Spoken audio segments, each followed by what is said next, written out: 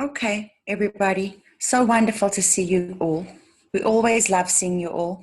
We always want to thank Open Circle for hosting us and for being so wonderful. Kate and all the ladies that have helped over the last 4 weeks, and James and just everybody involved in Open Circle. And also we always want to encourage all of you to be aware that Open Circle hosts so many teachers.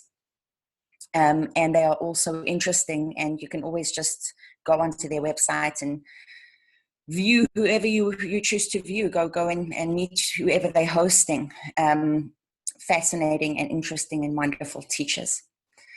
Okay, so today is, because it's the last one, and we want to have some fun, but we also want to leave you guys with something important, something that you can take home with you. So, I was thinking last night, and I mentioned to Ramaji this morning, okay, so but I'll get it, you can all raise your hands. I wanted to talk about Kali Ma a little bit today. Kali, the energy of Kali Ma. Do any of you, are you interested? I mean, is that something you'd be wanting to talk about? Oh, good. Yippee! Okay, good. Because Kali is such an interesting archetype. And I have found it so fascinating because, I guess, on two levels. One, because I'm so often associated, just because Ramaji somehow had that experience, has associated me with her, and something about me has been called very Kali-esque. And the reaction that I've received to that has been, and I say this to Ramaji, it's amazing how fearful people become. Just they hear the word Kali-esque or Kali, and they get like so terrified of this energy. And I've been thinking to myself, I wonder why this is. And it's actually obvious when you learn about Kali, because Kali is that energy of renewal. And in order for anything to become renewed or to awaken, in other words, something has to be destroyed. So they call her the divine feminine, and in that sense, she's a destructive force. But it's the love that causes the destruction, because if that energy wasn't destructive, there would be no renewal in the universe at all. And so the fear, and so it always points to that fear energy. What are people so afraid of? And why? Why is fear it's almost a contagious energy that permeates the universe? And Kali points to fear, but in a good way, because you have to look at your fear in order for the fear itself to dissolve. And so many people are so afraid. And then one asks oneself, well, what on earth are we afraid of? Just about everything, but let's just say when it comes to awakening, we really are afraid of being ourselves, expressing ourselves. We are afraid of awakening. We are afraid of losing what we think our minds and the importance, our knowledge. So she raises all this fear. And it's through that seeing of that fear that you're able to then let it go. And what remains is purity and love, and this a very beautiful state that only Kali can really produce. In Judaism, not Judaism, it's in Kabbalistically, they call it the Shekhinah. It's the divine feminine. In Christianity, what is it called in Christianity? The divine feminine. Well, I mean, Mother Mary. Is it? Yeah. Is it Mother Mary? Well, I don't know. I'm sure they have a name for it in Christianity. I don't know what it is, but basically they don't talk about the divine feminine, except for Mother Mary, as far as I know. The devil. Yeah, exactly. That's hysterical. So yes. And so I think what's important for all the listeners and all of you is to really recognize when you are afraid. We have a society that is based on fear energy. So, and everything that our society has been based upon is fear. You know, the reason we have the structures we have, the borders we have, it's all based on fear. People that are afraid, producing an arrangement that keeps them safe from other. You know, and when you start to recognize how you've been conditioned to live in fear, and being yourself is something that's so terribly scary. And when you start to notice that, that's when you know Kali's come to work. She's working in your life because she's making you see. But unless you see, awareness is what eliminates. So when you embrace her, when you say, okay, you know, I'm happy to be seeing. I'm happy. Let's destroy this fear in me. And the only way I can destroy it is if I see how afraid I actually am. Then you start to see change. And so that's the beauty of Kali Ma. And you know, and Ramaji, please continue, because Ramaji is such a devotee of Kali Ma, and that's beautiful. So you can talk about her. Yeah, one of the things we wanted to point to is there is a fear of the feminine, and a fear especially of the divine feminine, and in general a fear of female power. I mean, you think about it, we were just talking about Christianity, right? And all we could come up with is the devil. Is you know, and of course, you know, think about the Muslim religion and so on, and the status of women, and it's very clear that there's the people running the show right now, or you know, the religions. I mean, they're afraid of the power of women, and so we really want to ask, and the power of the divine feminine, and what we're about a lot is the power of the divine feminine. So why? What are they afraid of? You know, woman is beautiful. Woman gives birth to children. I mean, where's the scary part? What's interesting is if you go to the Hindu religion, you know, in the West, we think men have, at least the myth, the way of thinking is the men are raised to think they have the power, they're powerful, and then women are, you know, whatever women are, right? But in the Hindu way of thinking, women represent power. Because, and here's my guess, is because they are more closely connected to nature. So a woman is naturally more like nature, you know, more in touch with her emotions, more spontaneous, giving birth to children. Basically, mothers are responsible for there being a human race, plus the mother love is the glue and the foundation for the rest of any human being's existence. Without the mother love, you know, basically we're all screwed. So the Hindus, you know, that India, that whole culture, I don't know about China and so on, but you know, they go back thousands and thousands of years to a time when we were much more in touch with nature, and we realized that Mother Nature was providing everything for us. You know, you could just, you know, go to a stream and get a fish. You could go to a tree, get an apple. I mean, you know, wow, just being handed to us, the Garden of Eden. And so I think it's a good reflection. And then if we talk about non-duality, and then we go, well, what are we struggling with here? You know, what's going on? Well, you know, this embracing of this moment as the Garden of Eden, or this moment as the divine feminine. In other words, in a way, what we're struggling with is the divine feminine says, feel this, be this, experience this. Don't analyze it. Don't try to figure it out. Don't try to control it. And just imagine if people just lived that way. You know, they stop thinking about all the rules, and they're now just going to follow their feelings, and what they care about is being happy, or being, you know, totally loving, or regarding everybody as their child or their relative or their mother. You know, I mean, it's actually quite revolutionary. It's basically the power of love unleashed. And so what are we really afraid of? We're afraid of what will come along if love actually gets unleashed in the world.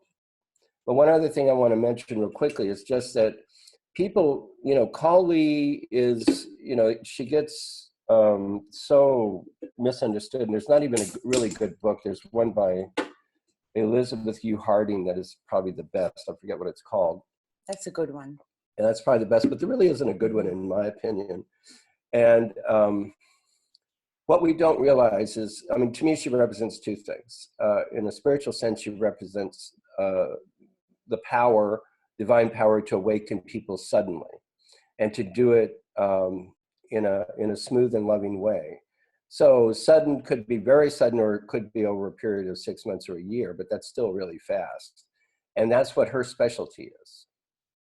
The other thing is as Ananda was talking about, destruction is absolutely essential in order for life to work.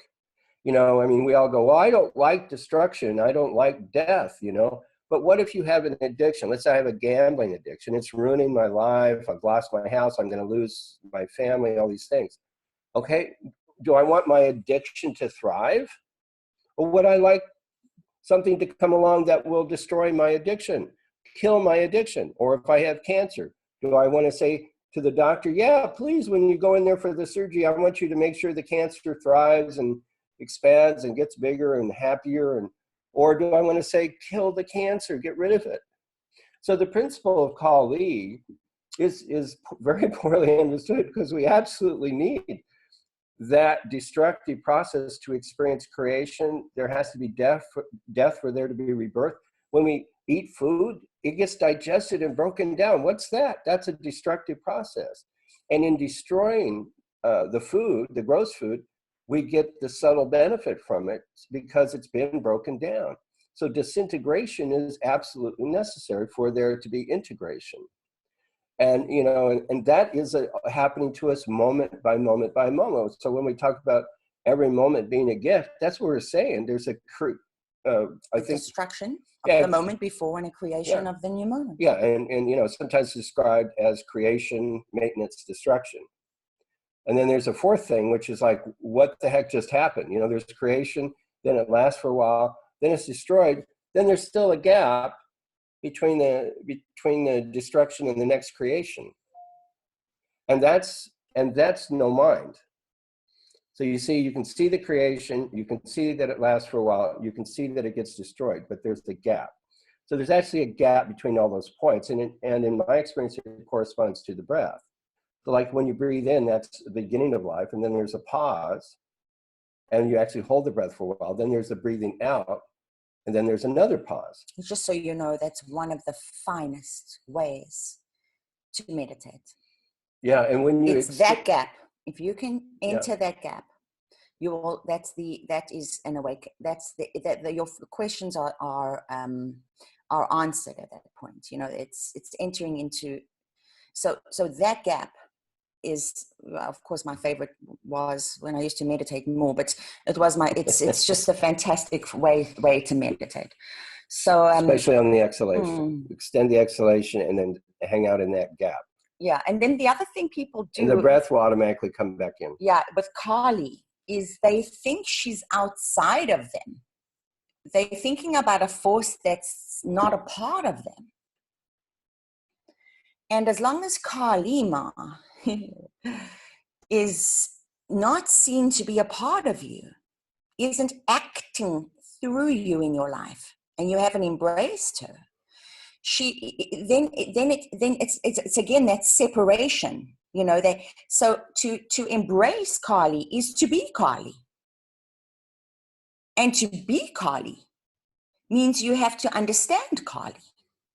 And to understand Kali means you have to be very open to whatever arises within you, and you have to be ready. You have to be ready to drop it, to drop whatever is false. She will not leave you alone. Never. People say they want to awaken and they want to be here now. And do they? I often wonder. Because in order to do so, they have a lot of work to do. There's a process you have to go through. And if you don't do the work and you don't see that, you know, A, everyone's your mirror, B, you have stuff in you, you know, as the Dalai Lama said, stop judging everybody else. Stop and look at your own judgment. Look at your own anger. Look at your own pain before you start judging the people around you. And that's Kali's work. And you never really finished with her, but you can become awakened. So you become awakened, and then life seems to unfold. She's still working in your life. She never goes away. But, you know, the divine feminine is a part of us, man or woman. So the sooner you embrace and her and what she means and how she operates, and sometimes it's scary, I would say, I don't care if it's scary. Let it be scary. Face your fears. You know, I want to tell the traditional story because of the origin of Kali, because even if you read it, you might still not understand it, because it's totally related to what we're talking about right now, the nature of Kali. So basically, there was this demon, according to the mythology, called Raktabija. And he was huge. He was the size of like a 10-story apartment building, you know, skyscraper. And he had done this, you know, this is all this Hindu mythology, so it's symbolic, you could say. Well, he had prayed to Brahma, the creator god, and gotten a boon so that if anybody cut him, if a drop of blood landed on the earth, another giant Raktabija would spring up. Okay, so he's basically impossible to kill. And so he was going around just having a blast, destroying everything. So the gods got together and called on Divine Mother in the form of Durga. Okay, so Durga shows up, and she's badass, and she's slicing and dicing, and whoa, all these other Raktabijas are springing up. Just imagine hundreds or thousands of these they're like Godzilla, you know, like 1,000 Godzilla. So it was like it could have been the end of the earth, you know, the end of life on earth. So Durga got really, really, really mad. And out of her forehead, according to this version of the story, sprung Kali, who was black with fury. She emerged from Durga's forehead as the goddess Kali. And what she did is she also began slicing and dicing Raktabijas, but every time the blood would hit the ground, there would be another Raktabija. So what she decided to do, what she figured out to do, was she spread her tongue so wide, extended it out and spread it so wide that when she chopped on Raktabija, the drop of blood would end up on her tongue. And that's how she killed Raktabija. But while doing this and being covered with this blood, she totally lost it. She was like in a thrill-kill frenzy, like an ecstasy of killing and destruction. And now the gods had a new problem. They had an out-of-control Kali. And they didn't know what to do with her because she's a goddess. She's not a demon, she's a goddess. So they implored Shiva, who was her boyfriend, said, Shiva, can you stop her? He says, yeah, I know how to stop her.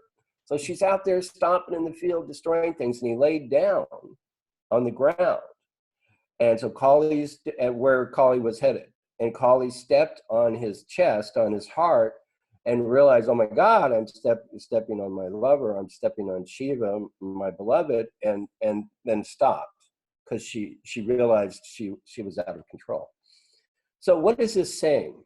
What this is saying is that in order to get to the heart of Shiva, meaning the absolute, or to realize this non-dual thing, you know, non-dual teachers talk about, you have to find within yourself the capacity to live without fear and totally let go.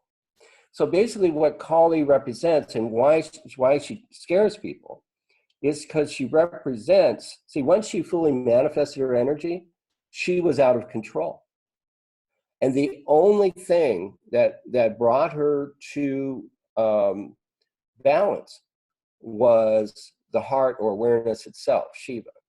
So she represents totally letting go, represents the chaos, the craziness, the wild, unchained, untamable power of nature and ultimately Creation. of creation, which in a certain way is embodied in women more than it is in men. So you see, women embody this power. It's power. It's raw power. The ability to create life, raw power. And it's also But because it's the out of control thing that is what scares people. And the laws of society. I mean, we're not saying break laws, but we're saying understand that unchained, letting those feelings be unchained. I mean, to me, she represents, say dancing wildly or just really letting go, whatever that means for you. being and letting go. That's what we keep on coming back to. Yeah. Kali is being yourself, fearlessly being yourself. Yeah, fearlessly being yourself. And that means to Kali being kind, being a good person. Kali doesn't tolerate nastiness. She's not she's not evil. She's beauty. She's the beauty of creation. She's wonderful. It's not really a play. Kali is, that's why she's so misunderstood. It's like she seems to be this evil force, but in actual fact, she's killing the demons. And those demons are your fears, your need to be in control, your need to be nasty, your need to be right. How many of us need to always be right? My truth is the only truth. So instead of embracing any truth. Man or woman, Kali's inside of you. So Kali is the energy within you she is waiting there. I sometimes associate her with a Kundalini, waiting at the bottom of your spine. And she's just raring to go, And then suddenly there's the awakening of Kali or Kundalini or however you want to say it, it doesn't really matter. But when it happens, I can tell you, it's an unstoppable force in a good way. So don't be afraid is my point of Kali Ma. And Jai Kali Ma is... and, when you climb on board with us and, we're doing so many wonderful groups now, there's just so much going on within the Rasa and this and that, and so many amazing Rasa givers. And it's just a blessing. But I would say that, if you were to ask me, what do we really stand for? I mean, I'm sure you agree. We've discussed this. I mean, this is what we stand for. It is, it is immediate now awakening. And letting Kali Ma out, unleashing the beast that you, each and every one of you is. And then just to say something else about women and men, and I thought about this for a while you were speaking, actually, and I thought to myself, why is it actually that men have such a difficulty with the feminine? And they feel so threatened by the feminine. And I think it is because that as women, we are naturally more, and I think it's maybe because we are born to give life, be mothers. Therefore, we are naturally very much more compassionate and receptive. Whereas men and vulnerable, and we are emotional. And I don't think it's the man's fault necessarily, but I think because men have been conditioned to not show their vulnerability or speak their actual truth, and they feel that they're not being butch enough or whatever enough, that they have blocked that side of themselves in order to remain in control, what they believe is to be controlling or control whatever's going on. And it's had the opposite effect, but not for the woman really, because I mean, us women are going to just, we can continue doing what we do, but really for them. Because what it's doing is it's blocking their growth, in a sense, I'm sorry to say. It's dropping, it's, when you drop that, when you drop the need to control and you drop your need to hide your vulnerability, hide the way you feel, not say it like it is. Once you let that go, then as a man, as a sensitive, unique human being, man, woman, it doesn't matter, you flower. And it's beautiful to see a man cry. And it's beautiful to see a man devoted, and to see a relationship where a man and a woman can actually work together as a team, two equals, you know, bonding as a team. Well, I mean, it's beautiful. well, if men are suppressing their feelings, they want to be in denial of their feelings, their emotions, their vulnerability, their sensitivity, like you're saying, then they're going to want to suppress women, because women are going to bring that up, because women are living in that, you know, they're living in an emotional world, you know, and so, yeah, I mean, it is fascinating, because yeah, there's got to be some good reasons. There's got to be some good reasons why, you know, we have this patriarchal, I mean, you look at history and there's a stone cold solid fact that women are scaring the crap out of men. You can see it. I mean, you know, we have this, you know, male dominated society, but the problems it has are largely due to the fact that the men are not being informed. They're not allowing the intelligence of women to help them, like with the environment or childcare, education, the things that are most important, childcare, education, you know, orphans, treating children properly, all these things, all the next generation, you know, instead it's about profit and, you know, corporations and whatever. But I mean, you know, so it's kind of an outpicturing of what must be going on the inside, you know, and with men and with women. And I want to say the women, you know, the women are not standing up for themselves. So it's not exactly a criticism, but it's an observation that for whatever reason, women, I think partly just because of the way they've been conditioned from when they're born, women do not tend to stand up. I don't know. You want to say something about that? Because I think that's a factor here. Has to be. Oh, it was a huge factor for me.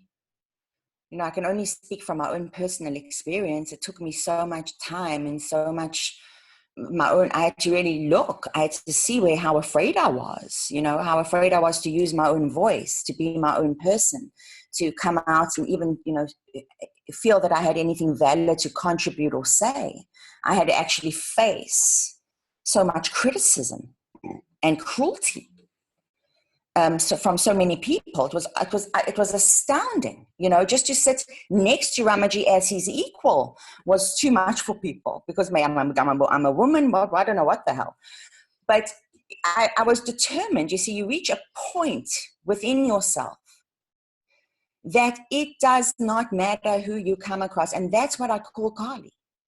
You know, my inner Kali came out, and I didn't care. It didn't matter who came across.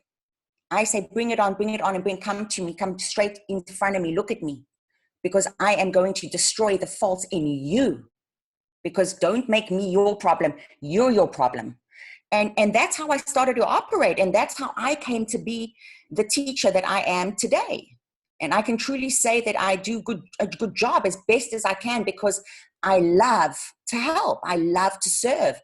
I love to see a person go from fear to fearlessness, and then embody that, and then live a life that actually is, that's their potential that I see in front of me. I want that to blossom in them. And I will stop at nothing. You know, there's nothing. And, you know, no matter what I have to do, you can ask him. I mean, I will fire until I see that seed. It's almost like planted, and then it's getting watered, and the right amount of sun, the right amount of love, the right amount of whatever it is in order for the blooming to take place. And then that seed the potential is limitless. So, you know, that's my Kali, how she came out in me over many, many years. And it wasn't easy, but it was worth it. So I would say, you know, we all have her. Go for it. The mythology of Kali, the essence of that story about Kali is that Kali is the demon killer. Kali's not the bad guy. Kali's the good guy. Kali is the one that destroys the demons, destroys the fears, destroys the toxicity, destroys the shadow, destroys what you're afraid of. But we're afraid of Kali because we're afraid of our own shadows, our own stuff. Because she's going to come in and she's going to clean it out. And so actually, she is a tremendous blessing. And so what Ananda is talking about is, whatever you call it Kali, call it something else. But basically, the courage to stand for what you believe, to really stand in your power, male or female, and do that which is difficult, but that which is right. And it's not just women, it's men too, that are taught that we don't really have anything to say, we don't have anything to contribute, or we should just work, just work, support a family, work, be a slave, work, this, that, so men have their own ways of avoiding their power, even if it looks, even if they have the house and the car and whatnot, doesn't mean they're really in their power. Because being in your power means knowing what you want to do, doing what you want to do, loving what you do, and making a difference, and essentially having integrated that Kali energy or that Kali archetype in your self-expression. So anytime you're up against something that you're having difficulty with, call on Kali or call on that energy. I had an experience when I was first getting started with spiritual teaching, because I had to transition from the kind of work I did, and I wanted to make my living as a spiritual teacher. And so I'm trying to do this, and I knew it all had to do with Kali for me, and I really, it wasn't really happening. And I would pray to Kali, and I'd feel that she heard me, and yet nothing happened. And finally I got really, really mad. And this is Kali energy. You see, I got mad. I got really mad. That's anger. Kali. And I'm shouting at her, and I say, listen, you don't have a body like I do, so you don't have to feed it. You don't have to pay rent. You don't have to buy clothes, all these things. I said, well, I do. So if you want me to do this, you better, start, bringing money to me, and otherwise help me, because otherwise I'm not going to do it. I'm just not going to, and, so I was absolutely furious. I'm not indicating how angry I was. And so I said that, and then she laughed. She laughed at me. But it was kind of a laughter where I felt she really heard me, and she was acknowledging me. And then actually things changed after that. Things actually, a lot more people came, a lot more money came, and I was able to switch over to making my living this way. And I thought about what happened. I thought, how did that work? Why did that work? And it worked because I was showing how much I cared. I was being vulnerable. I was taking a stand. I was embracing the Kali energy in myself, the fierce energy, of the passion for what I care about. I'm going to stand up for it. I'm in my power. And I just, it's interesting because, I was raised, anger is, it's kind of a bad thing. And yet I could see that anger, the right kind of anger at the right time, was incredibly powerful, and Kali acknowledged it.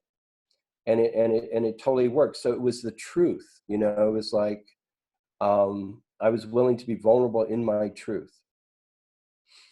And just so you guys know, not everyone has to be a teacher, and there's room for working men and your work. And we're not trying to say that everyone has to wake up spiritually and be a guru. I mean, no. You can be a father, you can be a mother, you can work. There's nothing wrong with corporations. I mean, there's nothing wrong there's nothing really wrong with anything. It's all perfect just the way it is.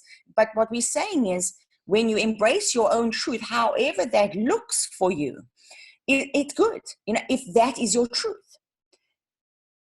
And that's the point of waking up, really. And that's Kali's point. If it's true for you, that's all that matters. Truth has to be true. And each truth, everyone's truth is true for them at that moment in time. And you live that truth. You live that way.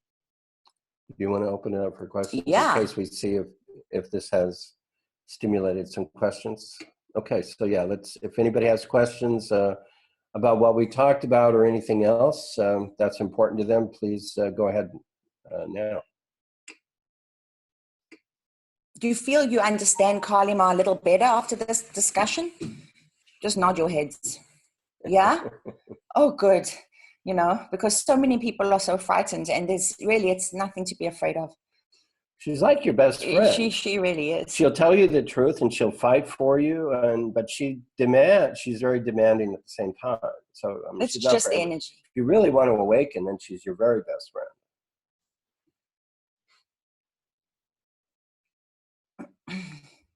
Okay, anybody? How about you, Kate? I sent Kate a little statue of Kali Ma. Easy target. She's got one now. Okay. All right. Well, we could do my thing that I came up with. Let's do that. We're going to totally switch gears now.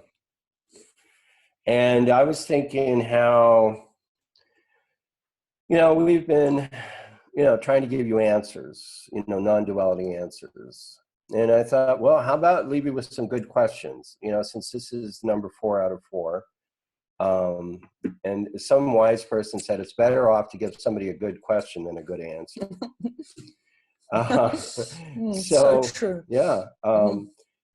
So some of these questions you're familiar with, and what I would like to do, and if you find it to be a good question, you can write it down and then continue to work with it.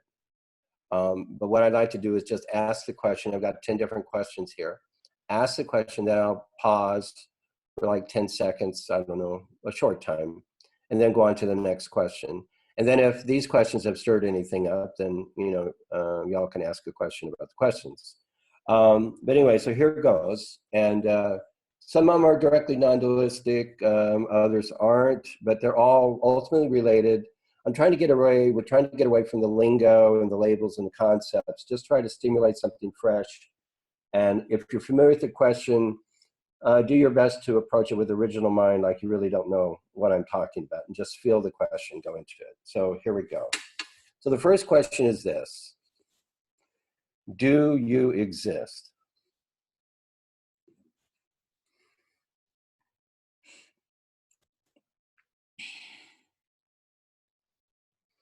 And if you do exist, how do you know you exist?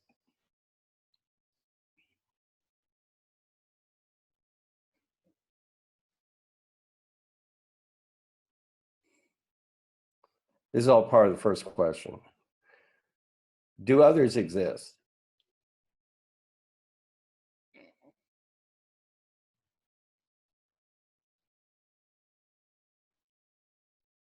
If other people exist, how do you know they exist?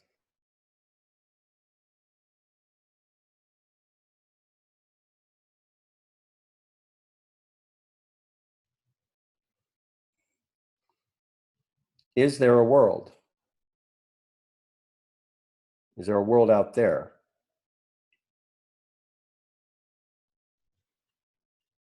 If there is a world out there, how do you know it exists?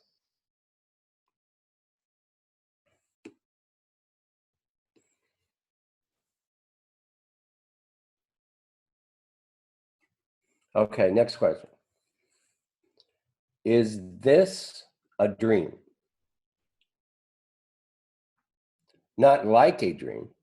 That's a different question. Not like a dream. Is this actually a dream?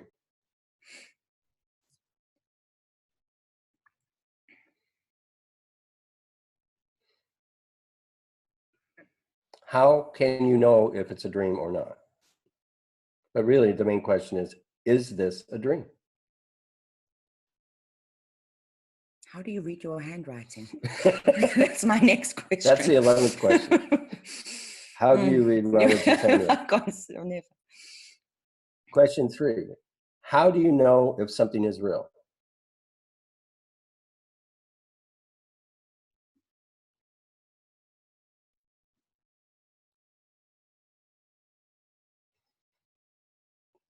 Question 4. What would happen if I literally took a whole day off? Just planned it ahead of time. Took a whole day off and did nothing. Not meditate, etc. Or do a retreat. Just did nothing. And a related question is, would I actually be able to do nothing? because I think going to the bathroom, for example, constitutes doing something, or eating a sandwich would constitute doing something. So, but one whole day doing nothing, what would happen? What would that be like?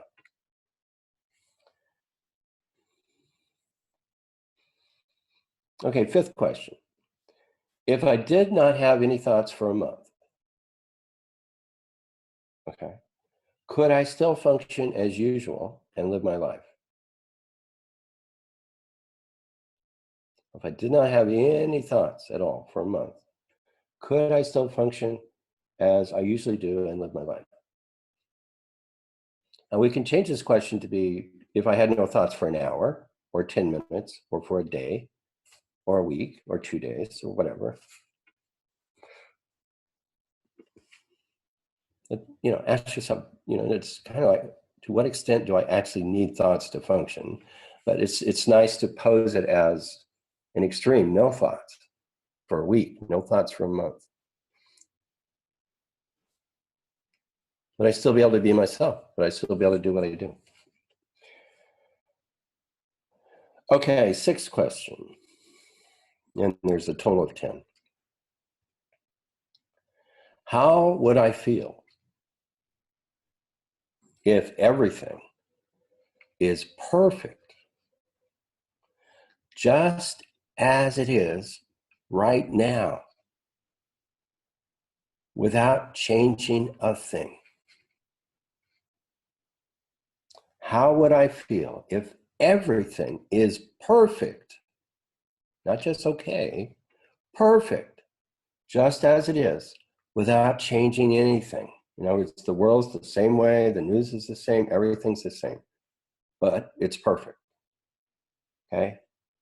How would I feel? How would that impact me?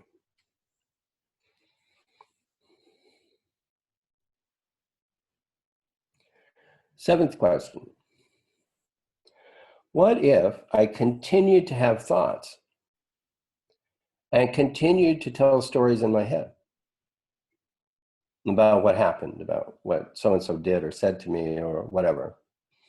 So I continue to have thoughts, continue to tell stories, but I just don't believe them at all. I still have thoughts, still tell stories, but I just don't believe them at all. In fact, they make me laugh often. Okay? What if? And I just don't have to get rid of the thoughts, don't have to get rid of the stories. The stories just, what if you don't take them seriously? Okay, 8. Can I be happy right now for no reason whatsoever? Whatever's going on in your life, whatever mood you're in, whatever thoughts you're having, whatever emotions, body sensations, is it a possibility for me to be happy, or at least happier, right now for no reason whatsoever? Nothing has changed circumstantially. Is it possible to be happy for no reason at all?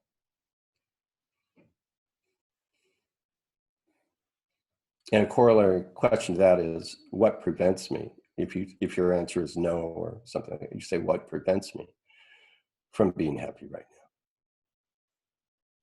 now? Isn't that what this is all about? I mean, screw enlightenment if it doesn't make me happy, right? Mm-hmm.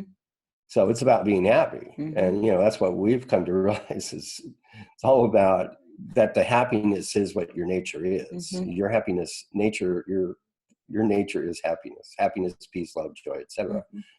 So it doesn't need a reason because it's what you are. Exactly. Okay, getting down to the last two here. Number 9. What was one of the worst experiences of your life and why? Okay, it was one of your worst experiences, most painful, most difficult, most whatever. Okay, why? Why is it that way for you? Is that the last one? There's one more. And then on a more positive note, what was one of the best experiences of your life? Of course, you could go into more experiences than one, but what was one of the best experiences of your life, or maybe the best experience of your life? Why? What made it the best experience or one of your best experiences?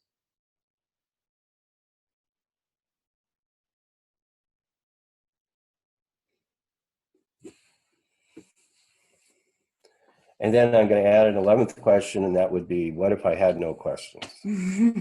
Well, here's a question for me. Can you just accept that there is, this isn't a question, maybe it is, no goal? There is no goal.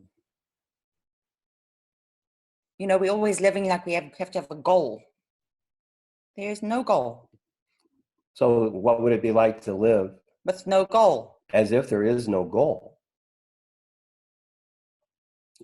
You know, and can you let go enough to just recognize that there is no goal? And it doesn't mean things are meaningless. See, that's the thing. Mm-hmm. And just because you don't have a goal doesn't automatically make it meaningless. You know, unless you choose a goal, I mean, that's your choice, but ultimately you're giving it the meaning. So, yeah. Where does the meaning come from? Mm-hmm. Then where does the meaning of anything for you come from? And basically, you're providing the meaning. Mm-hmm. You are the light. You are the light. You are giving meaning. You know, when you realize that you are the people, the very, you know, without you, is there God? Who's giving God meaning?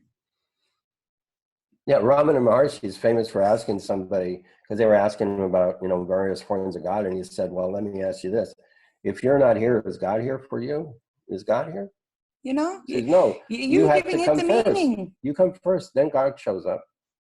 You complain and moan and bitch, where you have this ability to see a flower and give that flower its beauty just by recognizing it.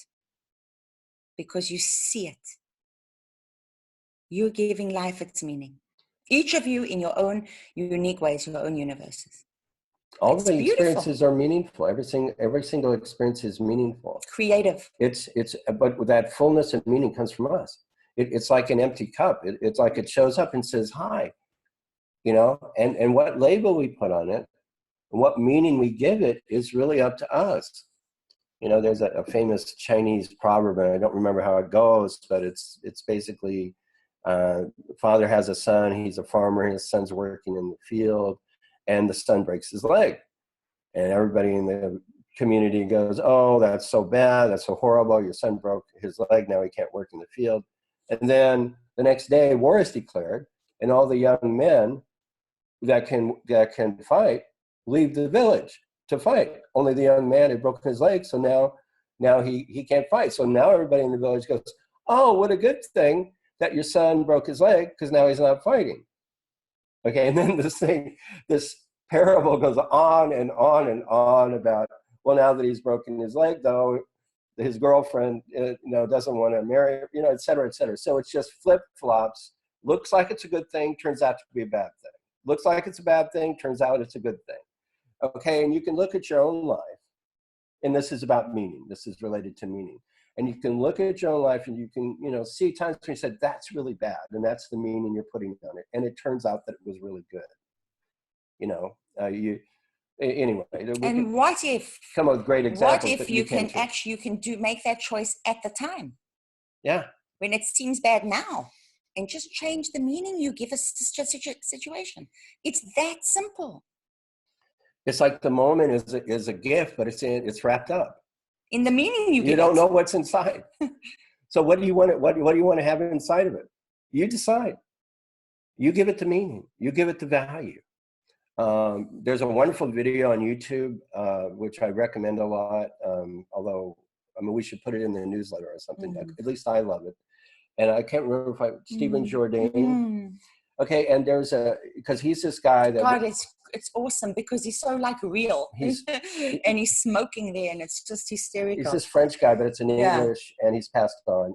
But he's brilliant, and he had a total full awakening, spontaneous at the age of 16. So he had no dogma, no anything about how it's supposed to be, how you're supposed to talk about this stuff. And somebody the interviewer asked him, well, are you in a state of bliss? And he goes, oh, no, it's much better than bliss. And he goes, well, what could that be? And he said, whatever I look at, whatever I'm experiencing, whatever I'm relating to, it has for me infinite, precious value. And when I heard those words, and this was years ago, on YouTube, watching that interview, I went, oh my God, that's it. If you're going to put it in words, that's it. So what if you have some blissful feeling, running through your system?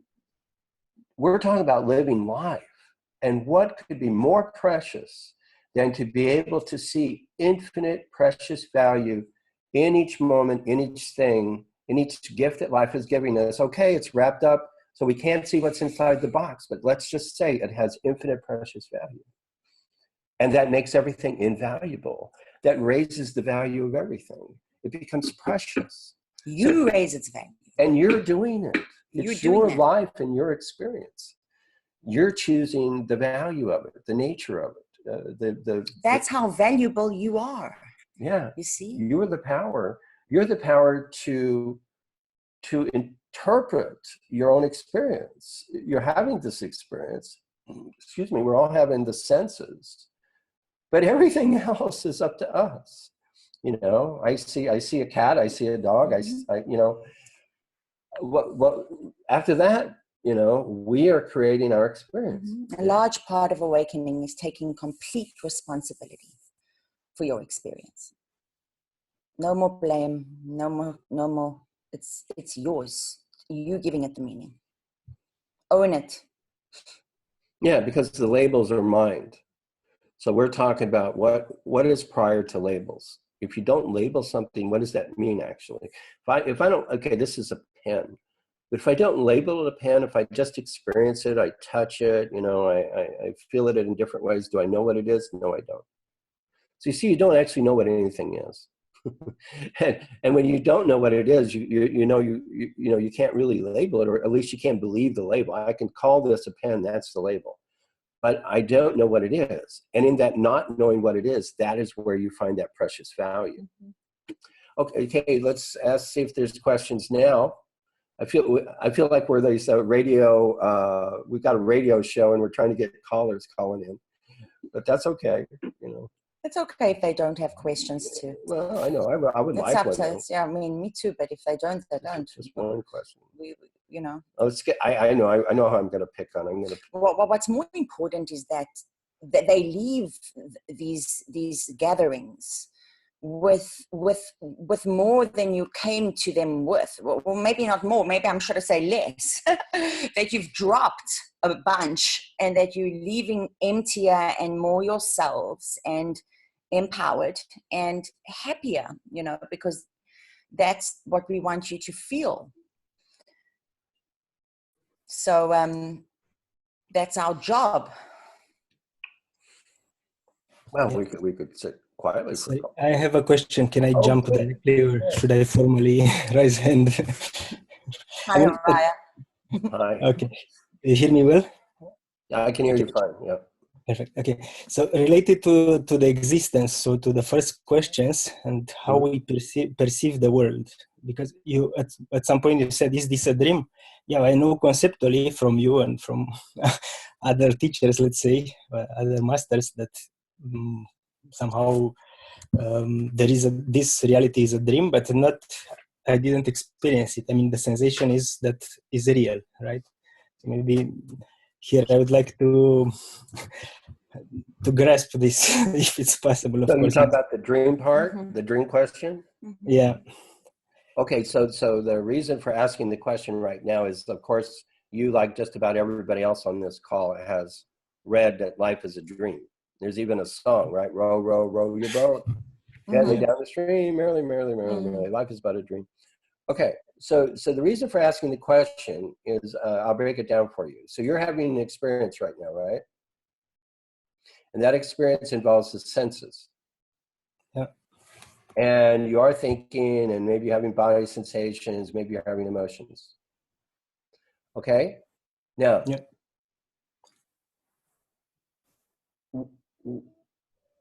what if the solidity that you assign to those experiences is an illusion? Okay, you're experiencing solidity.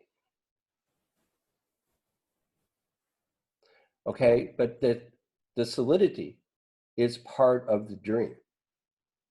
Yeah, so like the example you gave with the pen, right? So the solidity of the pen. Yeah, but this is not a thinking thing. You know, like Yeah. go back, think of a dream you've actually had, a dream while you were asleep. Okay, in that dream, you could pick up an object or run up against a wall or maybe go through a wall, but solidity was an experience that was embedded in the dream. It's part of the dream, right? Yeah, and while in the dream, I perceive it as real. Yeah, right. Yeah, and so what makes this seem not to be a dream is that things seem solid. In other words, we're on the second floor here. We don't fall through the floor. You know, I mean, this doesn't melt in my hand. I mean, there's apparent solidity and apparent continuity. Well, that's continuity, I was going to say. But they're both characteristics that show up in the dream. The point is, one way to look at this is not so much to prove that it is a dream, although that's very useful to think of it that way. It is to prove that there's no way you can prove it is not a dream. You see, in other words, the problem is people are taking it way too seriously. They're taking it like it's real. When you lighten up, it's not so serious. You know, it's not such a serious, almost like, you know, always, that's why I love the quote, life is not a problem that needs to be solved. It's a reality that is experienced. To be experienced. To be experienced. It's not a problem. You There's have no problem. exactly the same life. Exactly everything the same. Everything the same. Only if you regard it as a playful dream, as opposed to a serious reality full of conflicts and, you know, thoughts and nightmares and figuring things out in your mind. Unfair what things. And what if it's just a play? Like a dream doesn't mean it's pointless and meaningless either. I mean, a dream can mean many things, but what we're pointing to here is, you know, like people who are spiritual seekers, for example, can work very hard meditating and all that, but the subtext for their actions, you know, the mythology they subscribe to is that life is difficult and that it's all very heavy and solid and they're going to have to overcome all these obstacles in order to be happy. There's the goal. In order to be in the now, excuse me, I've been drinking this soda. I mean, no. So you see, so what we're talking about is, and you know, in the West, in America, I mean, people are taught to be very serious, to work very hard. Success is everything. Image is everything. So we're pointing to the fundamental assumption about all of this. You know, for a person, how are you just fundamentally regarding your life, the whole process, the world? What if it actually is a dream? And then it partakes of the positive qualities of dream. Okay, and this is also very important in terms of manifestation. If you understand that life is a dream, you know, then manifestation could be viewed as something very easy, because just as in a dream, things can happen like that. Likewise, if this world is a dream, as opposed to the assumption that this has to happen, there's cause and effect, and it takes time and all these steps, and instead it's a dream, and dreams, everything's like this. Anyway, so that's the idea. I mean, is that helpful, what we're saying? Yes, very useful. And just one, so having in mind that everything is preordained, also another concept, so to speak. Preordained. So, yeah. Well, is it? I mean, that's another whole question. I mean, one of the characteristics, I mean, I think we can say it's both and. I would say the same thing. Both and neither at the same time. So it is, there is destiny, there's a karmic blueprint on the one hand. On the other hand, there's unlimited freedom in terms of how you respond to the content of that karmic blueprint. In other words, your destiny might be to live in New York City, but there's all kinds of possibilities within that, like in a vertical highest, most intelligent, most clear, most enlightened response versus lowest, most violent, most crude response to the same circumstance. And it's up to you. And that is, we would say that's a choice, how you respond to the karma, if you will, to the events, to the How you react. circumstances.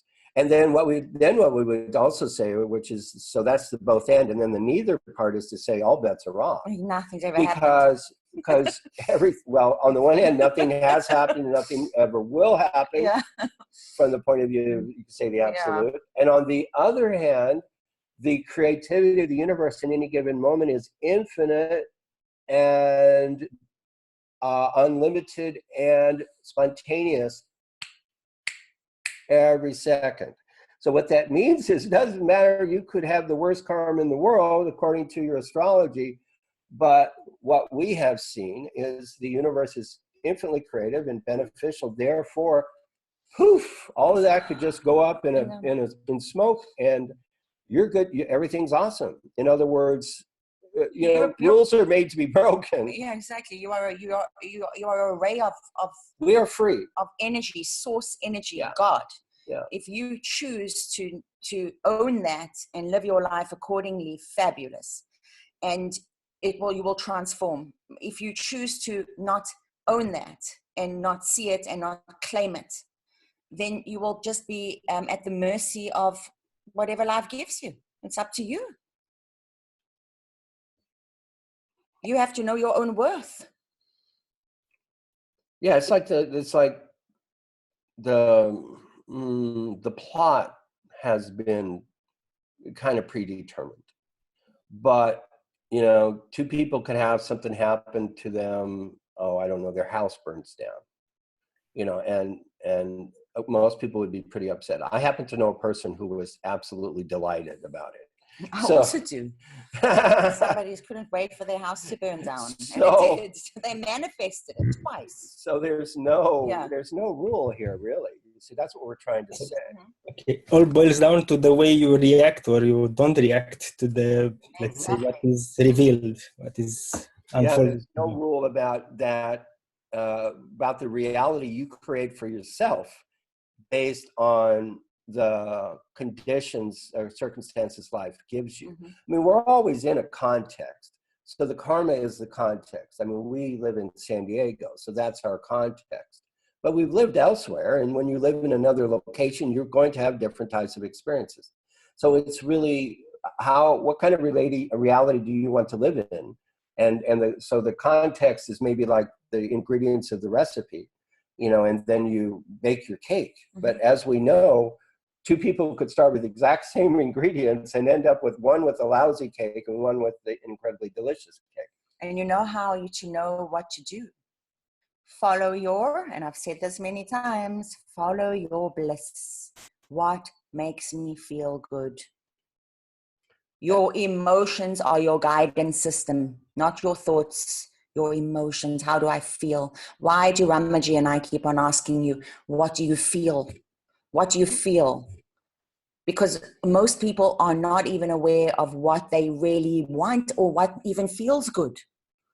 What do I feel? What makes me feel good? And when you know that, and you just follow that minute by minute by minute by minute, you will see life unfolds in a way that you didn't even know was possible. And people overly intellectualize that statement about follow your bliss, which of course is Joseph Campbell's thing, and go with your highest excitement, go with what feels really good. So they'll sit there and try to figure it out. No, that's not what we mean. We mean in the next minute, okay, let's see, in the next minute, let's say you're home, in the next minute, what would be my bliss? What would be my highest excitement? What would feel really good right now? Oh, I'd like a cup of tea. Okay, so you have a cup of tea. And then you're having your cup of tea and you go, oh, okay, in the next minute, what would be the most enjoyable thing for me? And it pops in your head, oh, I haven't talked to my friend Susie in a long time. I think I'll talk to Susie. So you call up Susie. Susie says, oh my God, it's so great hearing from you.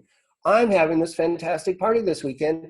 I would love for you to come, And then you go, well, yeah, that's my highest excitement. So you go to the party. So you see, that's what we're talking about. It's not about how you know so you can control. It's that you recognize through your own internal guidance system what in this moment feels good. And that's, you're trusting the universe. You see, complete, and then, like, certainty that that decision based on your joy is going to be the right and one. that ends up, as you follow this process in this no-brainer kind of way, it starts to inform you about the big stuff, you know, that people are struggling with, you know, career, relationship, etc. I want to tell them a story. Yeah, go ahead. Of, you know, this is good. I don't know if I should. I don't know if you should either. Okay, so but I'm going to follow my good feeling. It's a kind of a personal story, but I'm going to tell it. You know, because this maybe will help you guys see something that most people don't do.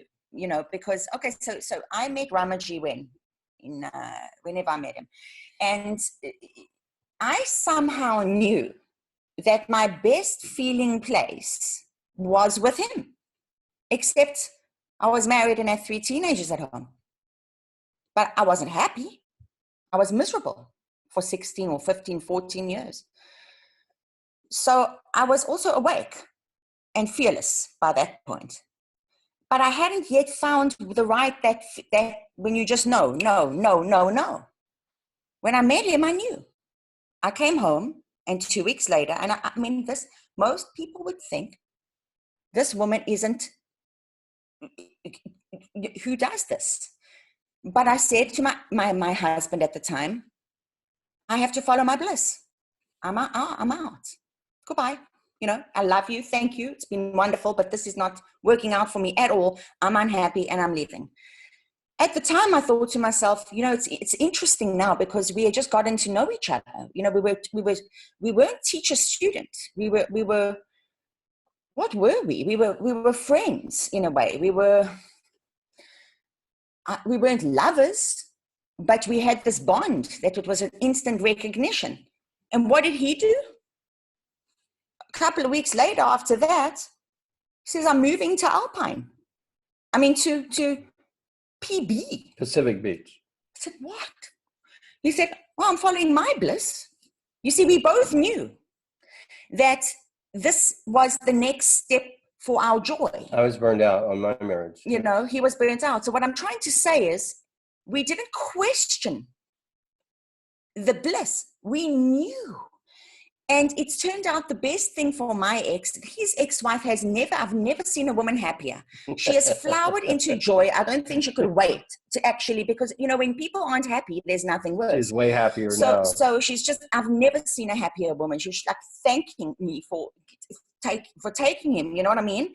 It's like, and it's funny how life has actually proceeded to work so well, but we both were the same. You see, we both understood the nature of following this knowingness, even if we were clueless to how the chips were going to fall, you know, and it could have been very scary and blah, blah, blah. And it was, you know, in many respects, you know, and not everything, you know, but in retrospect, looking back, I think to myself, yes, you know, it's like, it's like, you know, you just do it. You do because, and why? Because I was following my bliss.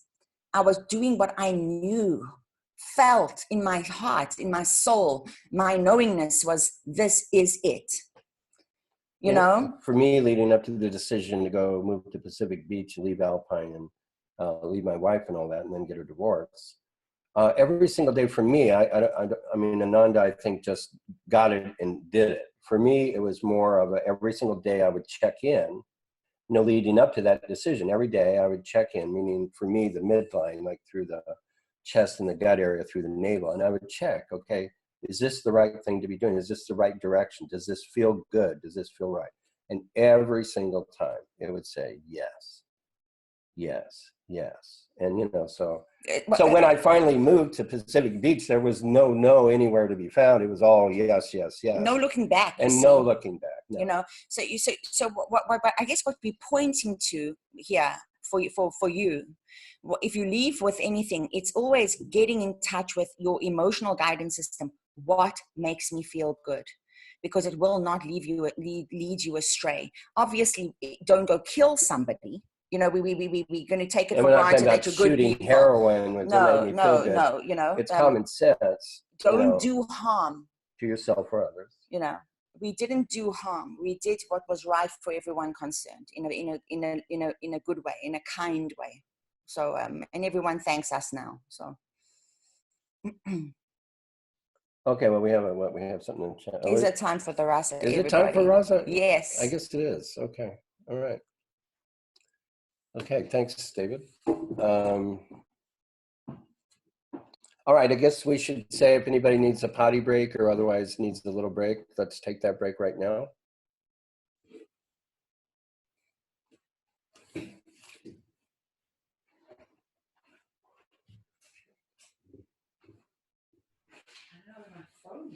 Unless they're making sound. Maybe it's in your print thing. Can you think? I'll find it.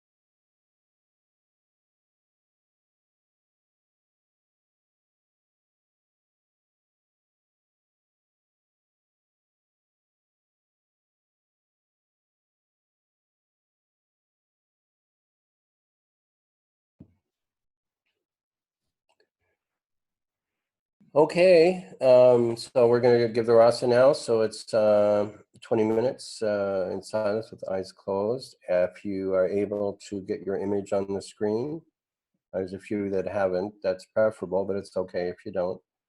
All right, anybody, anything else? Or ready to go? Yeah. Okay, here we go. 20 minutes in silence, eyes closed. Giving rasa. We're going to mute ourselves now.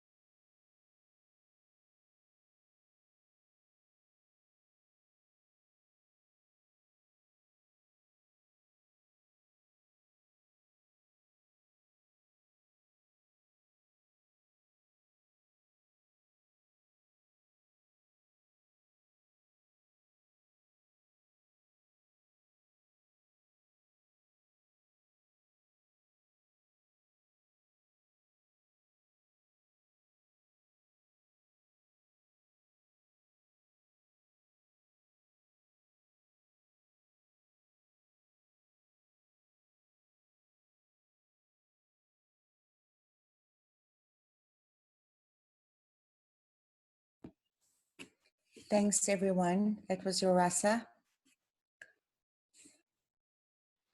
It was wonderful spending time with you all. Thank you, Kate. Miss Kate. Miss Kate. Yeah, it's good. Thank you. Thank you, everybody. Thank you both. Yeah, You're thank you. welcome.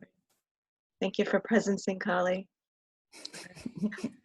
Trying to explain. She's here. Trying to explain the inexplicable. She's here, so you might as well, you know, can't avoid her. Okay, everyone. Yeah. Well, it was real. It was real. It was fun as usual. And have a beautiful rest of your weekend. We'll see you all soon. Great, thank you. Thank you, everyone. If you want to put yourselves in gallery mode, I'll stop the recording.